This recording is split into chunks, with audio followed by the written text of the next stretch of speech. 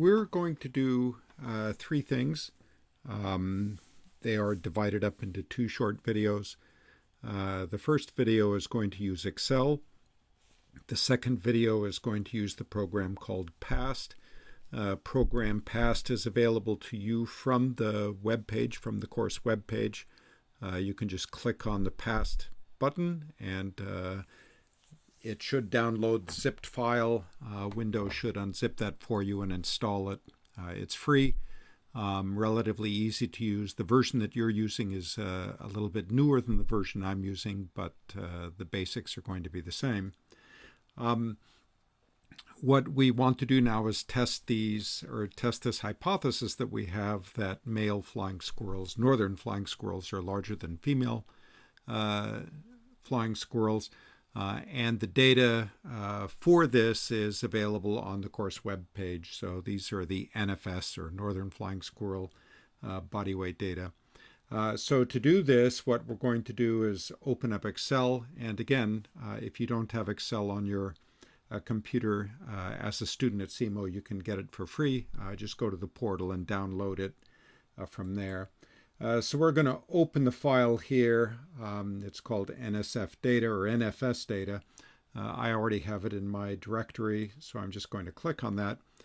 This is a CSV file, so column separated or comma separated values.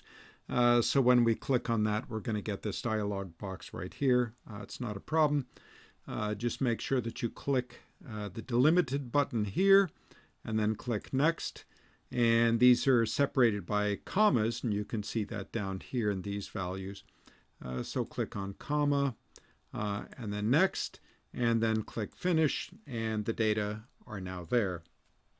The first thing that we're going to do is sort the data. So I'm going to highlight all of these numbers, and then go to the data tab right here and click sort.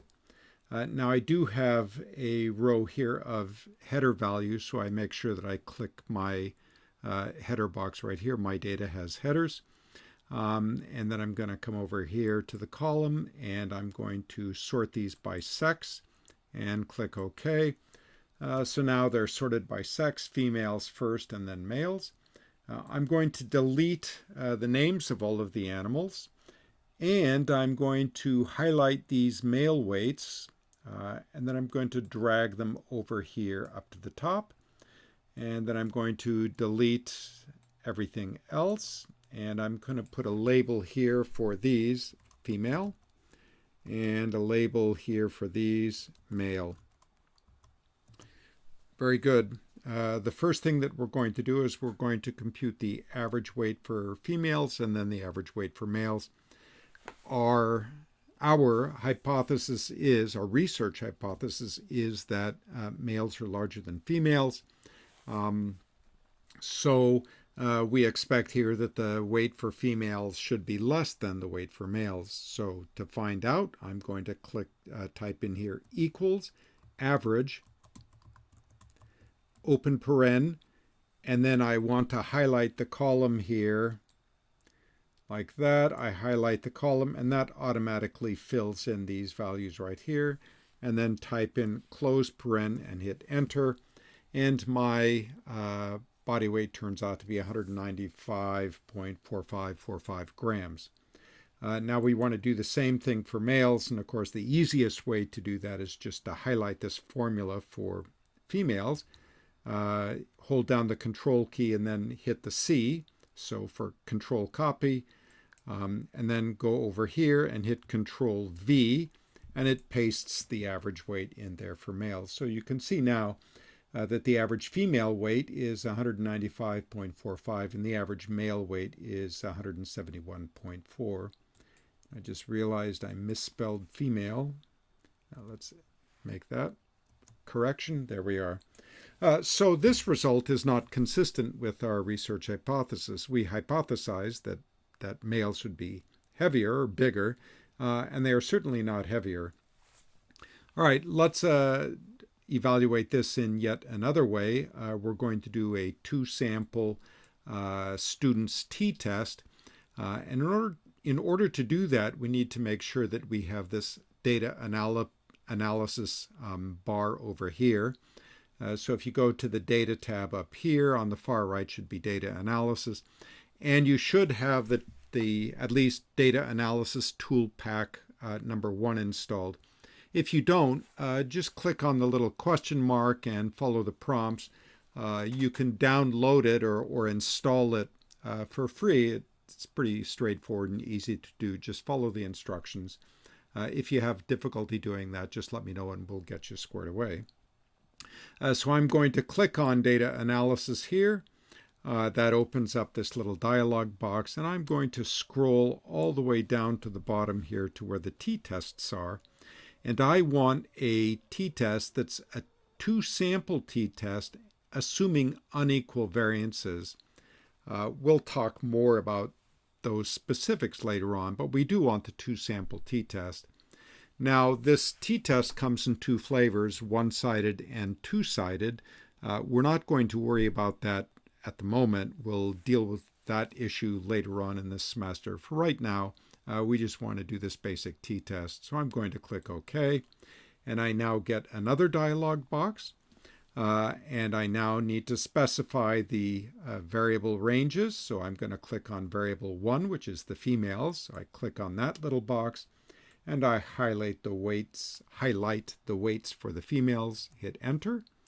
Do the same thing for the males, highlight those, hit enter.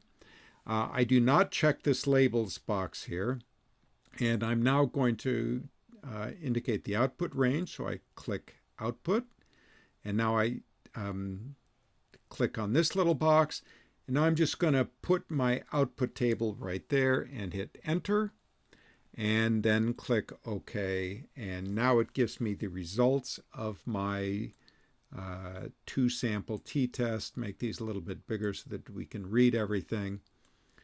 Very good. And now we can get a sense of what's going on. First of all, notice that the averages, the means, are the same as we've computed down here, so that's promising. It gives us the variances, and remember, we specified that the variance were going to be unequal, and it turns out that that's correct. Here the variance for the females is 1786, and for the males it's about half that. So I have 11 body weights for females and 5 for males. Okay, so here are our t-test results, and what we care about are these p-values, or these probability values that we're getting right here for the one-sided or the one-tailed test and the two-tailed test.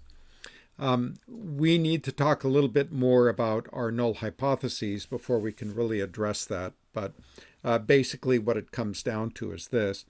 If the null hypothesis is simply that male and female weights are unequal, that would mean that males could be bigger or males could be smaller, and or females could be bigger or females could be smaller. Then we would use a 2-sided test or a 2-tailed test. On the other hand, if we're specifying that males are smaller or equal, or females are smaller or equal, then we would use the 1-sided test. Well, in fact, we are using the 1-sided test. In this example, it makes no difference because the result is going to be the same. But notice what happens here for the probability value for one tail. It's 0.11. That's 11%. Now, our critical value, usually in biology, is 5%. If the probability is smaller, 5% or smaller, then what we're going to do is we're going to reject the null hypothesis of no difference, and we will accept then the alternate hypothesis, which says that there is a difference. In other words, this is telling us that if it were 0.05, it would tell us that we would be 95%, we have a 95% probability of being correct when we reject that null hypothesis. Okay? Well, here we're not in that situation. We're at 11%, so we're not going to reject our hypothesis. We're going to accept instead the hypothesis of no difference, or this not the idea that males and females are different. Instead, we're going to accept the hypothesis that there is no difference, and or that females are smaller. Very good. So we now have two lines of evidence. The first evidence was in the body masses, and that pattern was inconsistent with our research hypothesis that males were bigger. And now we have this result from the two-sample t-test, which also shows that our research hypothesis is not supported. The next thing we can do is the box plots using program past, and that's in the next short little video. Very good.